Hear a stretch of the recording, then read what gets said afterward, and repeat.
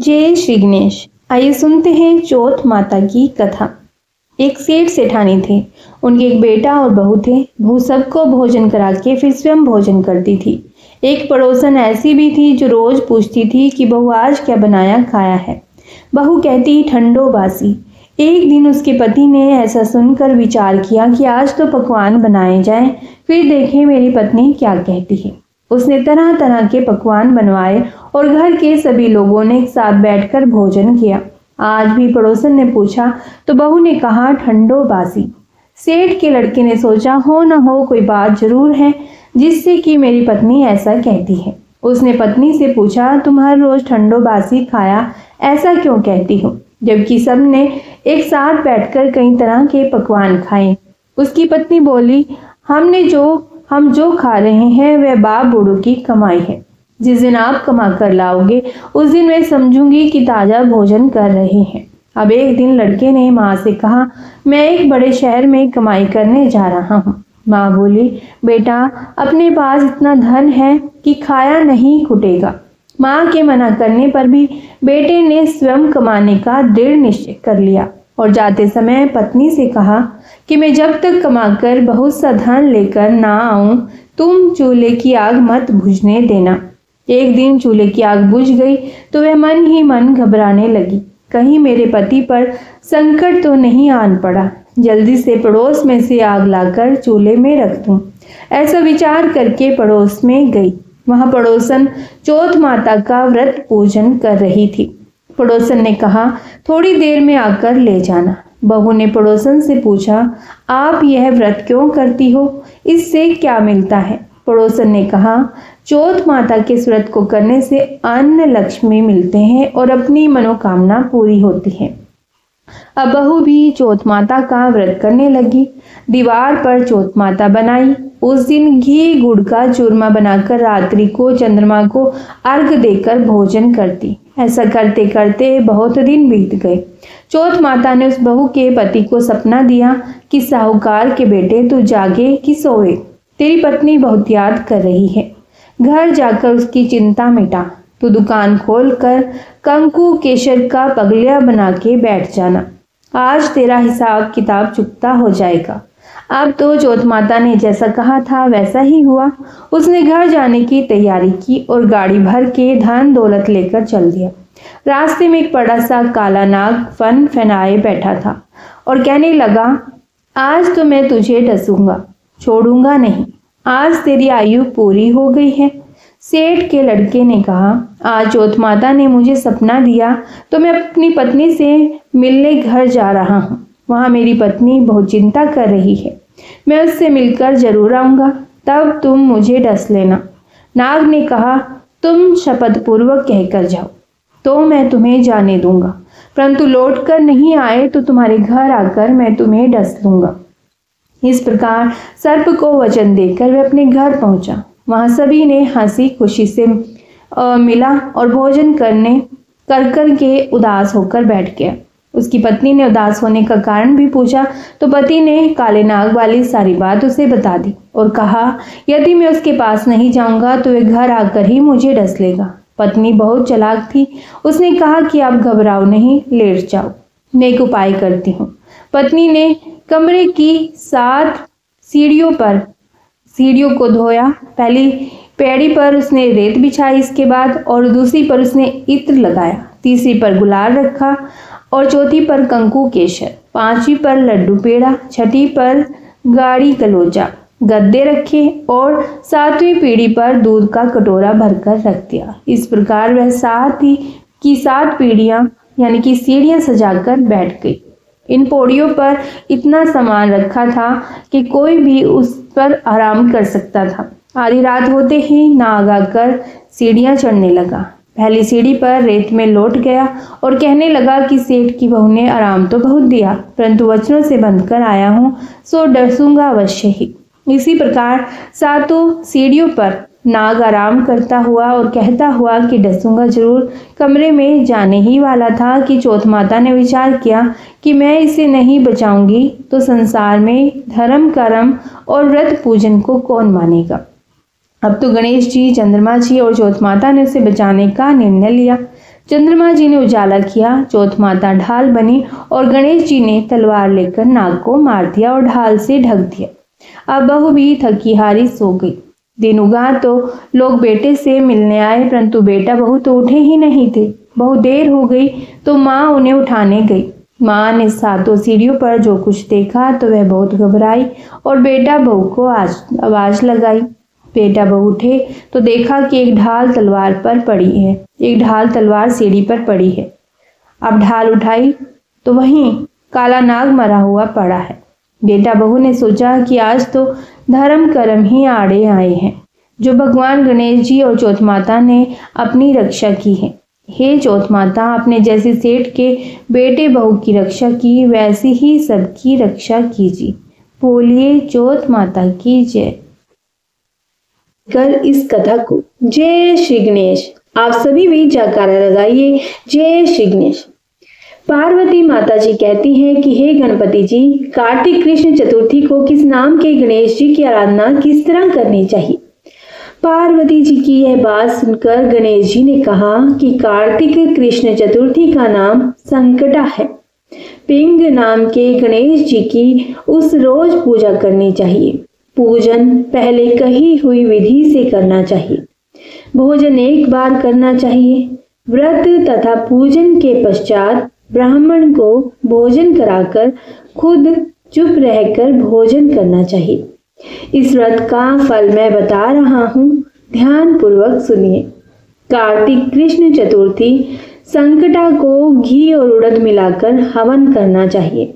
ऐसा करने से मनुष्य को सब तरह की सफलता प्राप्त होती है। श्री कृष्ण जी ने कहा कि वृत्रासुर राक्षस ने तीनों लोकों को विजित कर देवों को अपने अधीन कर लिया। उसने देवताओं को उनके लोकों से निकाल दिया। फलस्वरूप देवतागण दशों दिशाओं में भाग गए। तब सभी देव इंद्र के साथ भगवान विष्णु की शरण में गए। देवों की बात सुनकर विष्णु ने कहा कि समुद्र के मध्य टापू में रहने के कारण वे कष्ट रहित होकर शरारती एवं बलवान हो गए हैं। ब्रह्मा जी से उन्होंने किसी भी देव के द्वारा ना मरने का वरदान ले लिया है। इसीलिए आप लोग अगस्त्य ऋषि के पास चले जाइए। वे मुनि समुद्र को पी जाएंगे। तब राक्षस लोग अपने पिता के पास चले जाएंगे और आप लोग सुख से स्वर्ग में रहने लगेंगे। इसीलिए आपका कार्य अगस्त्य ऋषि की मदद से पूरा होगा। ऐसा सुनकर समस्त देवतागण अगस्त्य ऋषि के आश्रम में पहुंचे और प्रार्थना द्वारा उनको प्रसन्न किया। मुनि ने खुश होकर कहा, हे देवगणों, भय वाली कोई बात नहीं है।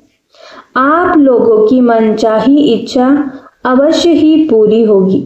मुनि की इस बात को सुनकर सारे देवता अपने अपने राज्यों में चले गए। इधर मुनि को फिक्र हुई कि 1,00,000 कोस इस बड़े समुद्र को मैं कैसे पी सकूंगा। तब उन्होंने गणेश जी को याद करके संकट चतुर्थी के सुंदर व्रत को विधि पूर्वक किया। 3 माह तक व्रत करने के पश्चात गणेश चतुर्थी के दिन गणेश जी बहुत खुश हुए। उसी व्रत के प्रभाव से अगस्त्य ऋषि ने श्री गणेश जी की कृपा से समुद्र को आसानी से पीकर सुखा दिया। गणेश जी की इस बात से पार्वती जी बहुत खुश हुई और कहने लगी कि मेरा पुत्र संसार द्वारा पूजित है और सारी सिद्धियों को देने वाला है। कृष्ण जी कहते हैं कि हे युधिष्ठिर, आप भी चतुर्थी का व्रत कीजिए। इसके करने से आप जल्दी ही सब दुश्मनों पर विजय पाकर अपना राज्य प्राप्त कर लेंगे। श्री कृष्ण जी के कहे अनुसार युधिष्ठिर जी ने गणपति जी का व्रत किया। व्रत के प्रभाव से उन्होंने दुश्मनों को जीतकर अपना राज्य पुनः प्राप्त कर लिया। इस व्रत की केवल कथा सुनने से ही सैकड़ों हजारों अश्वमेध यज्ञ और वाजपेयी यज्ञों का फल मिलता है तथा पुत्र पौत्र आदि की बढ़ोतरी होती है। तो बोलिए जय श्री गणेश। आइए गणपति जी की आरती करते हैं। सुख करता दुख हरता वार्ता विघ्नाची, नूर्वी पूर्वी प्रेम कृपा जयाची, सर्वांगी सुंदर उटी सेंदुराची, कंठी झलके झाल मुक्ता फलाची, जय देव जय मंगल मूर्ती, दर्शन मात्रे मन कामना पूर्ति, जय देव जय मंगल मूर्ति, दर्शन मात्रे मनोकामना पूर्ति, रतन खचित फर तुझ गोरी कुमरा, रतन खचित फर तुझ गोरी कुमरा, चंदनाची उटी कुंकुम केशरा, चंदनाची उटी कुंकुम केशरा, हीरे जडित मुकुट शोभतो बरा, ऋण झुणती निपरे चरणी घागरिया, लंबोदर पीतांबर फणीवर बंधना, सरल सोंड वक्रतुंड त्रियनना, दास रामाच्या वाट पाहि सदना, संकटी पावावे निर्वाणी रक्षावे, सुस्वर वंदना, सुख करता दुख हरता वार्ता विघ्नाची, नूर्वी पूर्वी प्रेम कृपा जयाची, सुख करता दुख हरता वार्ता विघ्नाची, नूर्वी पूर्वी प्रेम कृपा जयाची। एक मास में आने वाली कृष्ण पक्ष की चतुर्थी को संकष्टी चतुर्थी कहा जाता है। यह व्रत माता पार्वती के पुत्र श्री गणेश जी को समर्पित है। इस दिन विधि विधान से भगवान श्री गणेश जी की पूजा करनी चाहिए। फाल्गुन मास की संकष्टी चतुर्थी को द्विज प्रिय संकष्टी चतुर्थी के नाम से जाना जाता है। जो व्यक्ति नियम के अनुसार संकष्टी गणेश चतुर्थी का व्रत करता है उसे गणपति की कृपा से यश, धन, वैभव और अच्छे स्वास्थ्य की प्राप्ति होती है। व्रत रखने वाले गणेश चतुर्थी की व्रत कथा को सुनना या पढ़ना बिल्कुल भी ना भूलें। तो आइए सुनते हैं फाल्गुन कृष्ण पक्ष की गणेश चतुर्थी व्रत की कथा। इसमें विष्णु शर्मा नामक ब्राह्मण की कथा का वर्णन किया गया है। ओम श्री गणेशाय नमः। हर हर महादेव। पार्वती जी पूछती हैं श्री गणेश जी से, हे लंबोदर, फाल्गुन कृष्ण चतुर्थी को गणपति जी की पूजा अर्चना कैसे करनी चाहिए? इस महीने में गणेश जी का पूजन किस नाम से होता है और आहार में क्या लेना चाहिए? गणेश जी ने कहा, हे माते, फाल्गुन चतुर्थी को हेरंब नाम से गणेश जी की पूजा करनी चाहिए। पूजा का विधान पहले कही ही गई विधि के अनुसार है। इस दिन खीर में कनेर का पुष्प मिलाकर गुला बांस की लकड़ी से हवन करना चाहिए। विद्वानों के मत के अनुसार भोजन में घृत और चीनी ले। इस बारे में पहले समय की एक कथा सुनाता हूँ। जैसा कि युधिष्ठिर के प्रश्न के उत्तर में श्री कृष्ण जी ने कहा था। श्री कृष्ण जी ने कहा कि पुराने समय में युवनाशु नाम के एक राजा हुए थे। वे बहुत उदार, धर्मात्मा और देवताओं एवं ब्राह्मणों की पूजा करने वाले थे। उनके राज्य में विष्णु शर्मा नाम के एक विद्वान ब्राह्मण रहते थे। वे वेदों के ज्ञाता तथा धर्मशास्त्र का अनुसरण करने वाले थे और उनके 7 पुत्र हुए।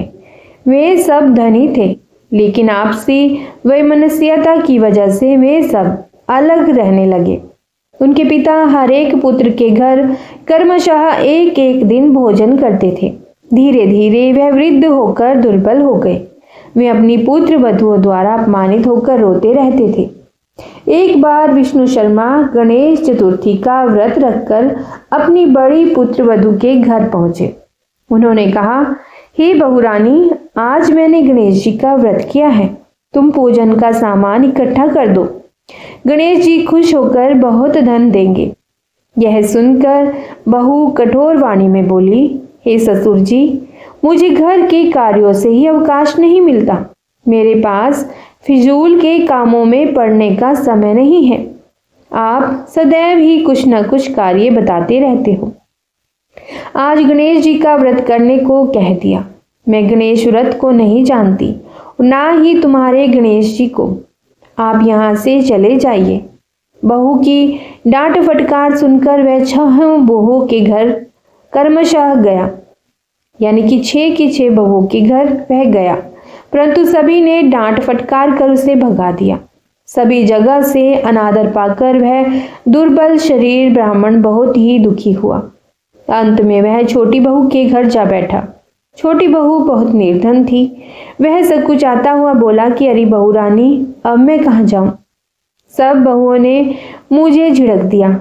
तेरे पास तो व्रत के सामान को इकट्ठा करने का कोई साधन नहीं दिख रहा। मैं स्वयं भी बहुत वृद्ध हो गया हूँ। हे कल्याणी बहू, मैं बार बार विचारता हूँ कि इस व्रत को करने से सिद्धि मिलेगी और सभी दुखों का नाश हो जाएगा। अपने ससुर की यह बात सुनकर वह बोली। बहू बोली, हे ससुर जी, आप इतने परेशान क्यों हो रहे हो? आप स्वेच्छा पूर्वक व्रत कीजिए। आपके साथ मैं भी इस व्रत को करूंगी। इससे हमारे दुखों का नाश होगा। ऐसा कहकर छोटी बहू कहीं से भीख मांगकर लाई और उसने अपने तथा ससुर के लिए अलग अलग लड्डू बनाए। उसने चावल, चंदन, फल, फूल, धूप, दीप और नैवेद्य सब पृथक पृथक करके ससुर के साथ पूजन किया। इसके बाद आदर से ससुर को भोजन कराया। भोजन की कमी के कारण आप कुछ न खाकर भूखी रही। हे महादेवी, आधी रात के बाद ससुर को उल्टी दस्त होने लगी, जिससे उसके दोनों पैर गंदे हो गए। उसने ससुर के पैर धुलवाए और शरीर पोंछा। वह दुखी होने लगी कि मुझ अभागिन के कारण आपकी ऐसी दशा क्यों हुई। हे ससुर जी, रात्रि में अब मैं कहाँ जाऊं? मुझे कोई उपाय सुझाइए। सारी रात विलाप करते रहने से अनजाने में उसका जागरण भी हो गया और जब सुबह हुई तो छोटी बहू क्या देखती है कि उसके घर में हीरे, मोती और मणियां बिखरी पड़ी थी और घर प्रकाशित हो रहा था। उसके ससुर के उल्टी दस्त भी अब बंद हो गए थे। हैरान होकर वह अपने ससुर से पूछने लगी, यह क्या हुआ? यह धन किसका है? अरे इतने हीरे, मणि, मूंगा आदि मेरे घर में कैसे आ गए? हे ससुर जी, हमें कोई चोरी में फंसाने के लिए तो यह घर में नहीं डाल गया है। बहू की बात सुनकर ससुर ने कहा, हे कल्याणी, ये सब तुम्हारी श्रद्धा भक्ति का फल है। तुम्हारी भक्ति से गणेश जी प्रसन्न हो गए और उन्होंने इस व्रत के करने से ही तुम्हें इतना धन दिया है। बहू कहने लगी, हे ससुर जी, आपकी कृपावश गणेश जी प्रसन्न हुए हैं। मेरी निर्धनता दूर हुई है और मुझे अपार धन संपत्ति प्राप्त हुई है। आप धन्य हैं। आपकी कृपा से ही मैं धन्य हुई। अब छोटी बहू के घर में अपार धन संपत्ति देखकर अन्य बहुएं बहुत क्रोधित हुई। वे कहने लगी कि बूढ़े ने अपना सारा जमा किया हुआ धन छोटी बहू को दे दिया। भाइयों की आपसी कलह को देखकर विष्णु शर्मा भयवश कहने लगे कि इसमें मेरी कोई गलती नहीं है। छोटी बहू को केवल इस व्रत के करने से ही गणेश जी ने प्रसन्न होकर यह कुबेर जैसी संपत्ति प्रदान की थी। हे बहुओं, मैंने पहले तुम्हारे घर जाकर इस व्रत को करने के लिए कहा था, परंतु तुमने मुझे झिड़क दिया। छोटी बहू ने भीख मांगकर इस व्रत को किया। इस व्रत को करने से गणेश जी ने प्रसन्न होकर इसको अपार संपत्ति प्रदान की है। गणेश जी कहते हैं, हे माता, उस ब्राह्मण के 6 बेटे गरीब, रोगी और दुखी हो गए। सिर्फ छोटा बेटा ही धनवान बन गया। वे 6 परस्पर बराबरी करते हुए फाल्गुन कृष्ण चतुर्थी का व्रत करने लगे। इस व्रत के फल स्वरूप वे सब भी कर्मशः धनवान बन गए। इसी तरह जो लोग इस व्रत को करेंगे वे भी धन धान्य से पूर्ण रहेंगे। श्री कृष्ण जी कहते हैं कि हे युधिष्ठिर, गणेश चतुर्थी के व्रत को करने से राज्य की इच्छा वाले को राज्य प्राप्त होता है। अतः हे राजन, आप भी इस व्रत को करें। इस व्रत के प्रभाव से आप कष्टों से मुक्ति पाकर राज्य का सुख भोगने लगेंगे।